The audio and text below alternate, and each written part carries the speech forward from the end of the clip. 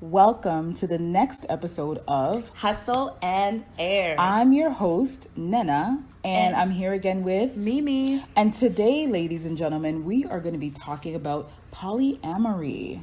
So, Mimi, tell us what polyamory actually is. Absolutely glad to. Polyamory is the practice of or desire for intimate relationships with more than one partner with the consent of all partners involved. Wow. It has been described as consensual, ethical, and responsible non-monogamy. Very, very interesting. Isn't it though? It is. I really like that ethical non-monogamy aspect to that definition. Mm-hmm. And I think in any relationships, it requires a lot of trust. It does. And I think in this case especially, it would require even more trust. I agree. For all parties involved. Absolutely. For all you have to parties really involved. trust your partner with that partner, with their partner. Yeah. But, to give a little bit of a different perspective on polyamory, we've got two special guests. Welcome. I want you to say hello to JB and JR. They're going to come with some fresh ideas and their perspective and advice on polyamory and just relationships. And, we're going to have a conversation. We're going to talk. Mm-hmm. Just like we always do. Just like we always do. Yeah. And make it simple. Exactly. Have fun. Yes. And this conversation is not about changing people's perspectives. It's a dialogue. Because at the end of the day, knowledge is power. And we learn through sharing. That's right. So I guess maybe I'll start by throwing the question to both of you. Open the floor, Mimi. Open the floor, girl. Okay. And I'm going to throw it to JR first and then JB. JB, why don't you share with us what type of relational situationship you practice? Okay, first I'd like to thank y'all for having me on the show. I appreciate it. So, what kind of status do I practice? It's always been called polyamory, and I mean, I don't know so much as a status as much as it's a lifestyle choice. Lifestyle. Lifestyle's good. That is really Lifestyle's good. different. Yeah. No, but That it's makes good sense. because it is essentially a lifestyle. Absolutely. Yeah, no, you're right. It's a very important distinction. I mean, because there is a choice to be made in it, right? As far as typical relationships that people sort of fall into, this is very much about a cognitive choice. It's very much about a conscientious choice, and because it involves so many moving parts, to say, it's important that there is a superior level of communication if you want all parties to be safe and happy at the end, right? Because you're not just communicating with your partner, there's an expectation that your partner is communicating with that partner, and that information is all being relayed through everyone involved, and that there's mutual levels of respect, mutual levels of understanding, mutual levels of commitment. Without those things, I mean, you're sort of just in chopped up single open relationships, and the difference being is that I maybe am seeing you and we have a relationship where there's communication, but then you might be seeing somebody else, but that part of the conversation and that part of the relationship is now closed off to me, and there could be things that maybe I don't agree with or maybe I don't like or whatnot, you know what I mean? And that makes it difficult, right? That's an interesting perspective. That is interesting. Now, you've said a couple things that have, kind of stood out to me. And I guess the first one that I want to talk about is communication. And I mean, that whole lifestyle to me seems like it's a lot of management of different parties. And, maybe some people are all for it, but I'm not the type of person that wants to do things that are going to be difficult. I want simple. And of course, all relationships are complex in nature. So it seems to me like polyamory is just adding another layer, which makes it even more complex. Or maybe even multiple layers or of even complexity, multiple layers. to be honest, because it's not normally just one, according to the definition that we heard earlier. Exactly. Well, Wait, that's what I'm going to say. It's not that it's not normally that it's just one. It's that it could be any number at any time. Right. Just like if you're monogamous, you could be single at times. Right. Absolutely. So, By yeah. the way, y'all, that was JB talking right there. He just wants to get his little something in there for the people. Okay. Join the conversation. Join Thank it. you. Thank you. Well, you But did say you were throwing it out open. Right, So, of course. Yes, As you said of that, course. Yes, well, Agreed. and we are going to come back to you, to give you a chance to kind of talk about the lifestyle choice that you have made. But just before we move over to you, maybe just talk to us about that additional complexity that comes with a lifestyle like polyamory. Yeah. Sure. The first part about that is that it's a perceived complexity, right?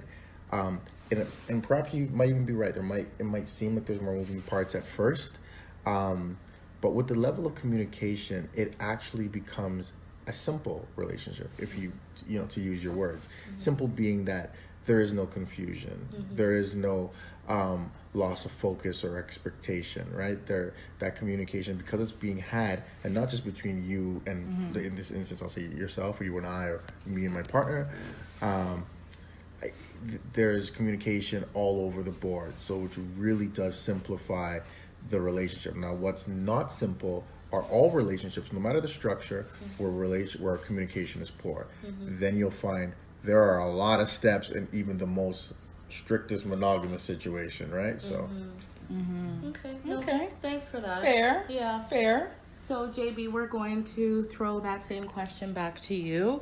What type of relational situation or lifestyle do you practice? And audience, feel free to chime in the comments. We want to hear what you think. And what you practice. Yes, tell us. Let us Share know. with us. Make it public.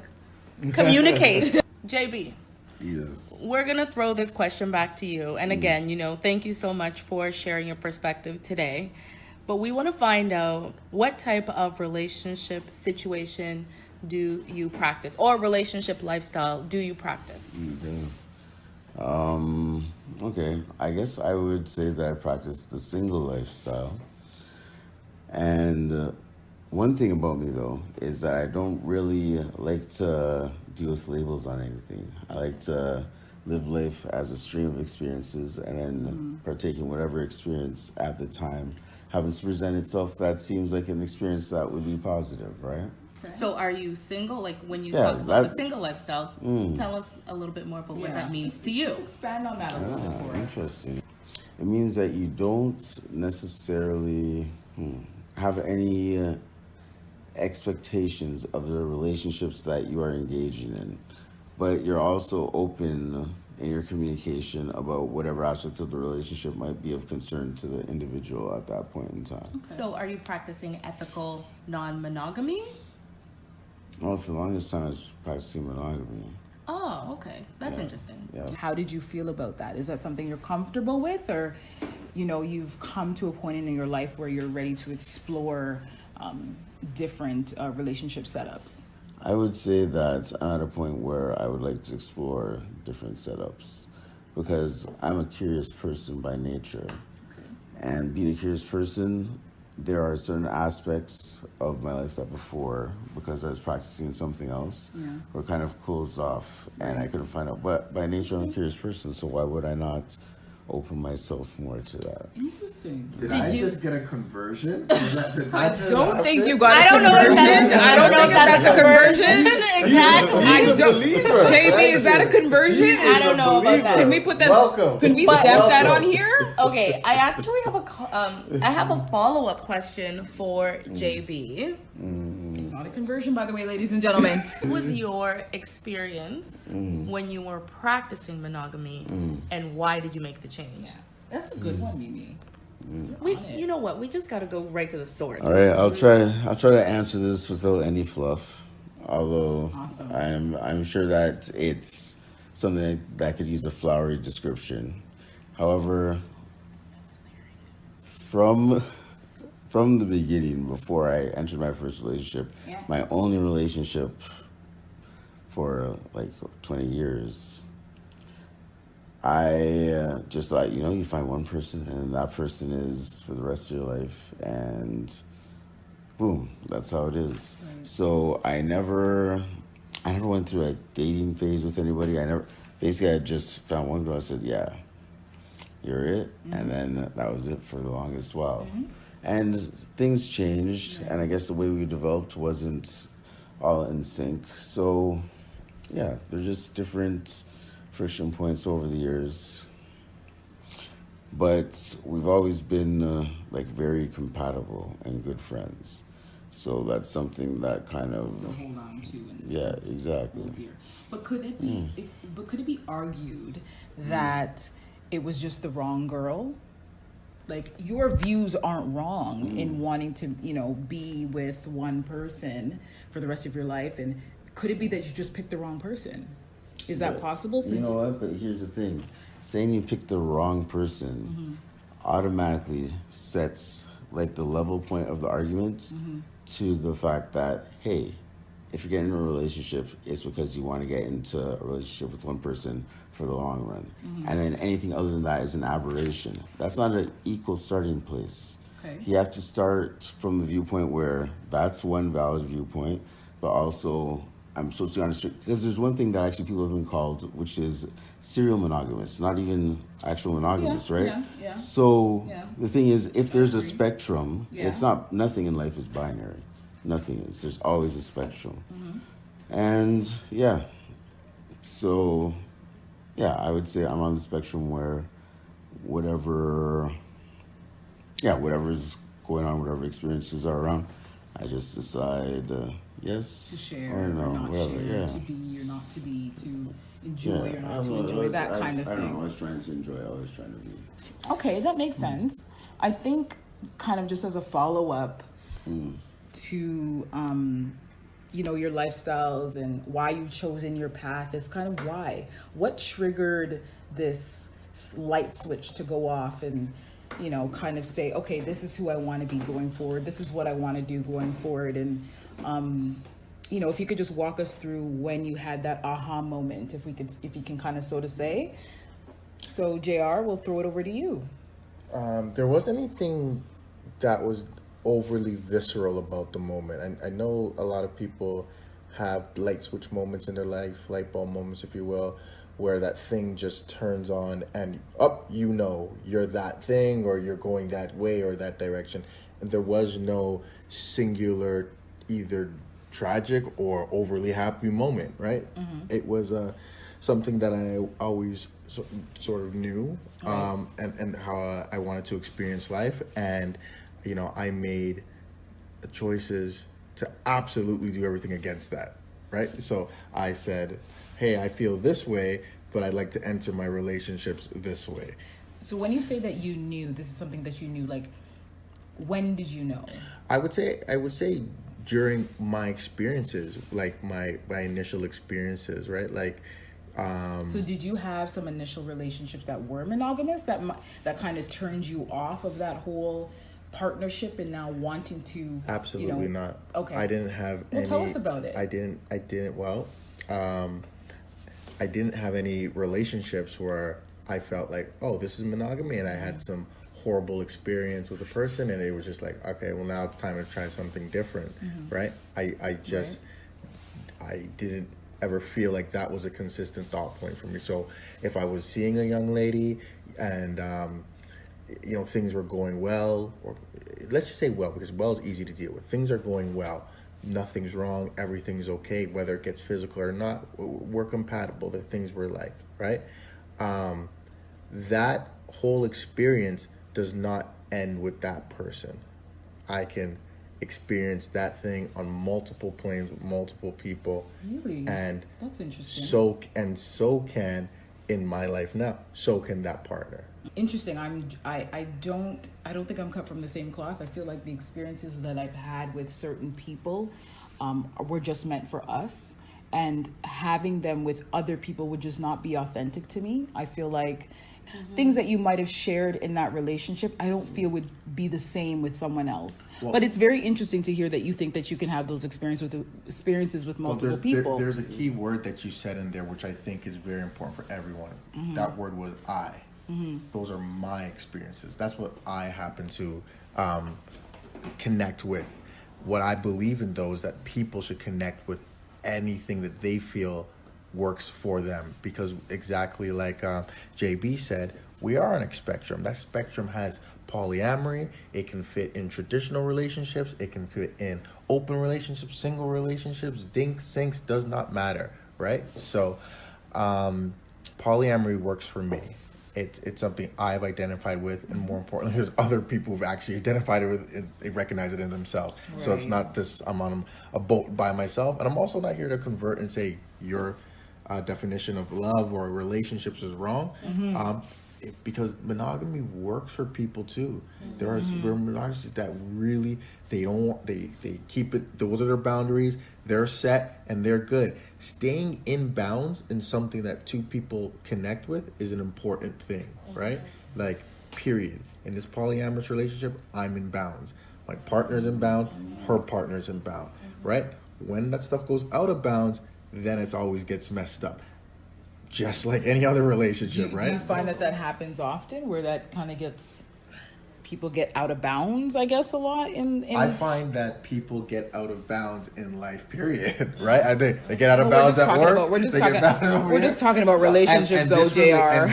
We're just talking about relationships today. And this relationship is no different. And it's not because it's polyamory. It's just because they didn't work in that sense, right? Like, I think a lot of people have winning strategies for themselves, and sometimes it just doesn't work, even though that's a strategy for them, right? So I can't say it like that it worked that way, right? Okay, I mean, JP might feel a little differently, but No, I hear you, and we're taking it all in, we're soaking it all up. These are the kind of conversations we want to be having, so it's great. Yeah, no, thank you so much for sharing your perspective. And there are a couple points that we want to circle back with you. Just want to turn things over to JB and find out a little bit more about some of the challenges that he experienced while he was practicing monogamy. Right? What made you want to say, okay, I don't want to practice anything else but monogamy, and what is that going to look like going forward in 2020? Yeah, there really wasn't no aha moments. Okay. Values, I know for some people, play into why they practice monogamy. Is that why that was a choice for you? Yeah, most definitely. I started out very, I guess, bound to the Christian ideology, and kind of in an extreme sense when it came to like relationships and sexuality.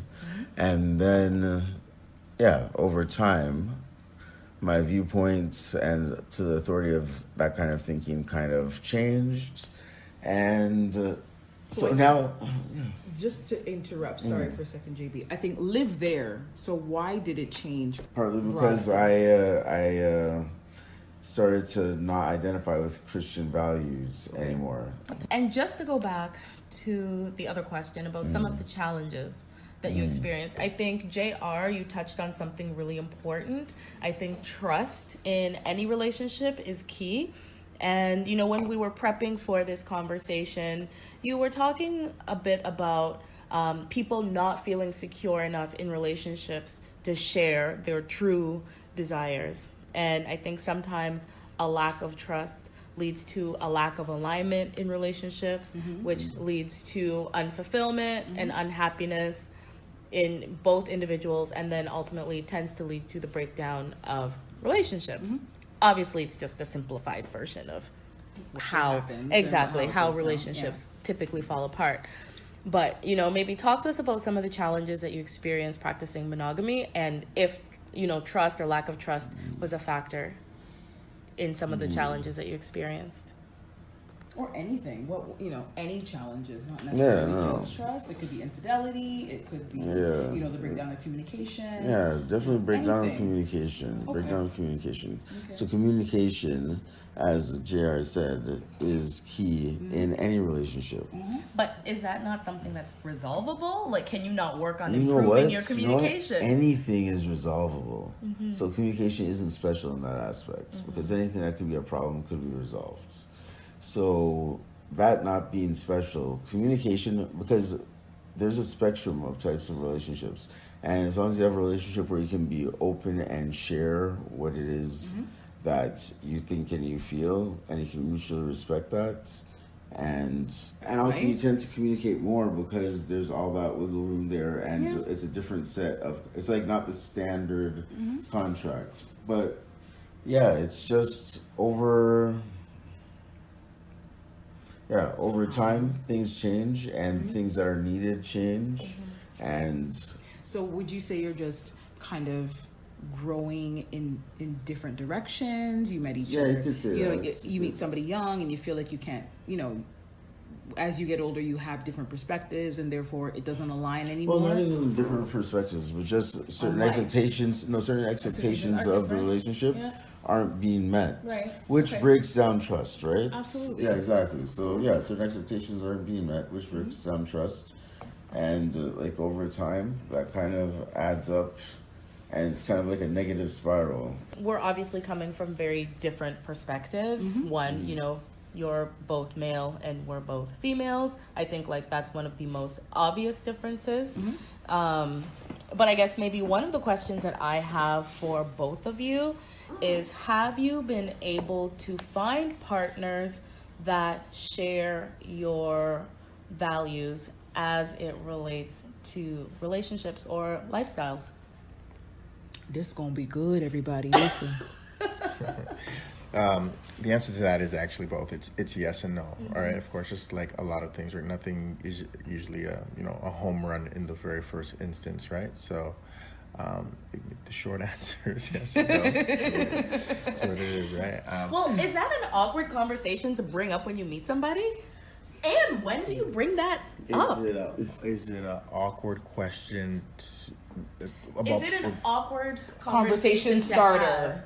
Well, yeah, like you have with someone. if you when meet a new girl and you're like, "Oh, hey, what up? I'm polyamorous. I'm interested in finding out a little bit more about you, but let me just tell you." You ain't the only one, boo boo. What? In plainest terms, girls, you are not the only one. You ain't never gonna be the only You will one. never be the only one. It is not an option. It's not you. Not happening. But how do you bring? How that do you up bring with that somebody? up? Well, the first thing I do is I skip the boo boo part.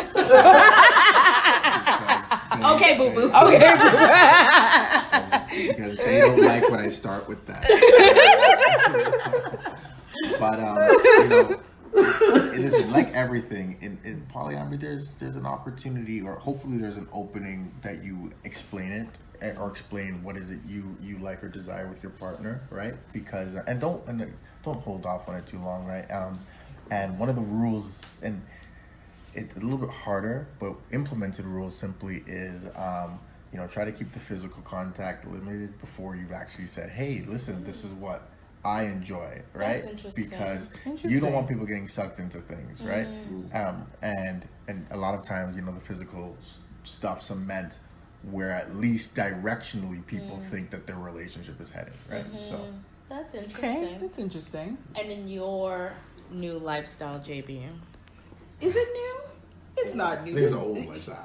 JB is wait just a talking minute. right now. Hold Tomorrow on. he's gonna be in a monogamous relationship like the rest of us. Okay. So he's taking a break. What is it? We're on a break. We're on a break. We're on a break. He's exploring new JB. experiences. How is your He's break exploring going? new Yes. experiences. Have you managed to find people who share your similar values as it relates to relationships and openness and practicing ethical non-monogamy?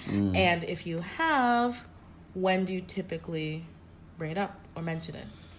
Definitely mention it early, because the thing is, okay, once it is known what direction the relationship's going to go in, at that point, I make it clear. Nana, we've heard some really great insights here from our guests, and maybe why don't we take this time? Why don't you share with us a little bit about like your perspective and where you're coming from in this conversation? Yeah, thanks, Mimi. I practice monogamy, of course. I find that two people who really take the time to commit to each other really shows a different level of strength, because you can do that with anyone, right? You can do and of course I respect both JR and JB's perspectives on relationships and how they choose to live their lives. And thank you for coming into the show. But I think it takes a different level of strength to say, you know what, I'm deciding to be with, build with, love, cherish this person. As much as I would love to say, to each their own, and I think every type of situation makes sense to me, it doesn't. Mm-hmm. Right? I'm entitled to feel that way. Absolutely. Yeah, they share my values, and they share my understanding, and they share some of the things that are most important to me. And so I'm standing in that. I'm living in that, and it takes a different level of strength, I think, and understanding to kind of live in a monogamous world when there's so many temptations and there's so many distractions everywhere. Girl. No, you hit the nail on the head. There's like a Morris chestnut every time I turn around. Every time. I know. And chocolate is very, very sweet. And it's good for you. It's good for you. Dark chocolate. Yes. So Meme, you know what? When we're talking about this now, tell the people, how do you feel? Well, I share your values exactly, so I don't think I need to repeat what you have said because you hit the nail on the head. I'm in total alignment with you. But I think one thing that I have experienced as I've matured is being exposed to more different types of relationships that are unconventional. And I think when I was growing up, I was certainly, not familiar with open relationships or people that practiced non-ethical We're in an monogamy. We are in an African household. That's not normal for us not to be exposed normal. to that kind of stuff. It's different. And it's different. Even if it's happening, it's very secret. It is not talked about. It's not public information. It's not in your face. You could have a whole family somewhere else in another village. I agree. Nobody's going to talk about it. Not one person. Nobody. And, I find that in the Canadian or American culture, or I think maybe even just in the world in general, there's so many different relational structures that, I do agree with what JR and JB have both said, is that people just have to choose what works best for them. Agreed. As long as they're open with all parties involved. Absolutely. I think that's the part that's the most important. Absolutely. Okay, so just to quickly bring us all back to the center and kind of wrap this up. And again, JB, JR, I'm really happy that you guys were here. We were able to sit down with us and kind of give us a different idea of, the vast types of relationships that are actually roaming around in the city right now and roaming around in the world, I guess, right now. It's obviously just not a Canadian thing, but it's a global thing for sure. January was definitely a hard one. Rest in peace, Kobe. And Gigi and all the other folks that were on the terrible helicopter plane crash a couple days ago. So looking forward to 2020, what are some of the things that you guys are looking for in your next relationship or, doing in your current relationship that, you want to kind of either strengthen or, magnify or do better?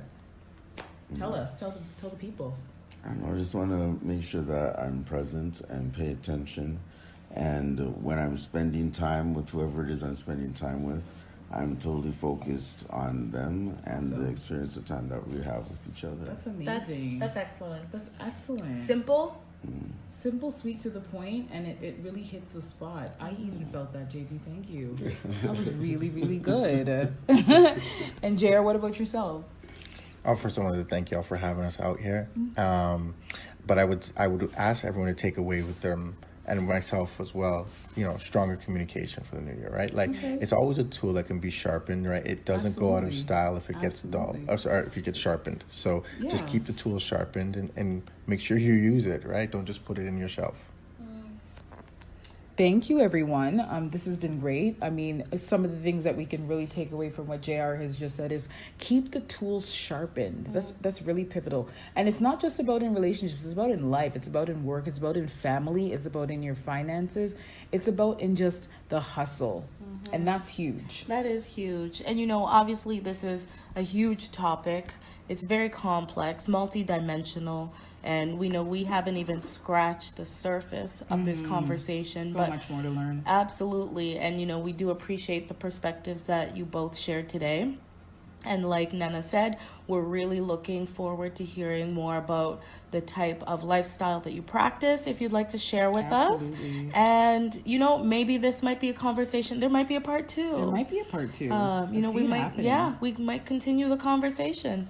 Thanks for listening. We're so glad you were able to share this time with us. Leave us a great review, share, and follow us on IG at Hustle and Air.